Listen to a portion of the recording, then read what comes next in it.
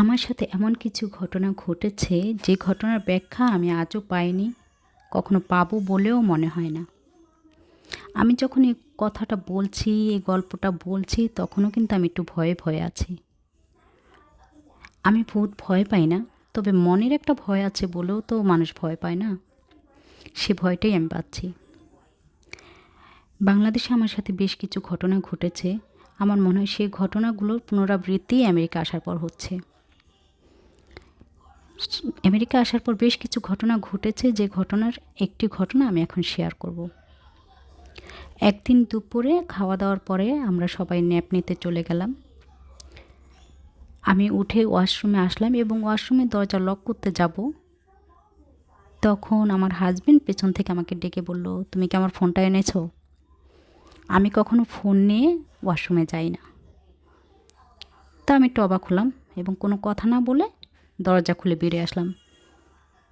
আমার কিচেন এবং ওয়াশরুম কাছাকাছি হওয়াতে আমার মনে হলো আমার হাজব্যান্ড আমাকে কিচেন থেকে ডেকে কথাটা বলল। তা আমি কিচেনে এসে কাউকেই দেখতে পেলাম না। আমি ভাবলাম সে হয়তো ফোনটা পেয়ে গেছে, তাই চলে গেছে। আমি আবার ওয়াশরুমে গেলাম। ওয়াশরুম থেকে কিছুক্ষণ পর বের হয়ে গিয়ে দেখলাম আমার হাজব্যান্ড ঘুমিয়ে পড়ছে।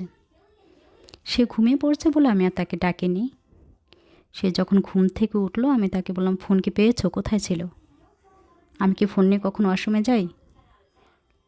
সে বললো, কেন, কী হয়েছে? ফোন তো আমার কাছেই ছিল। আমি বললাম, তুমি কিচেনে গিয়ে বলো নাই যে তুমি ফোন পাও নাই? সে বললো, না তো, আমি তো এখানে শুয়েই ঘুমিয়ে পড়ছিলাম। আমি বললাম, মজা করো নাকি? সে বললো, না, আমি যাইনি।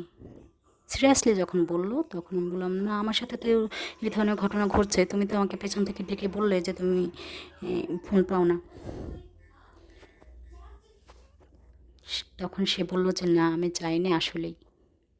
তো এই ঘটনাটা আমার সাথে ঘটলো এবং আমার হাজব্যান্ড কিছুতেই বিশ্বাস করতে চায় না যে আমার সাথে এই ধরনের ঘটনা ঘটেছে।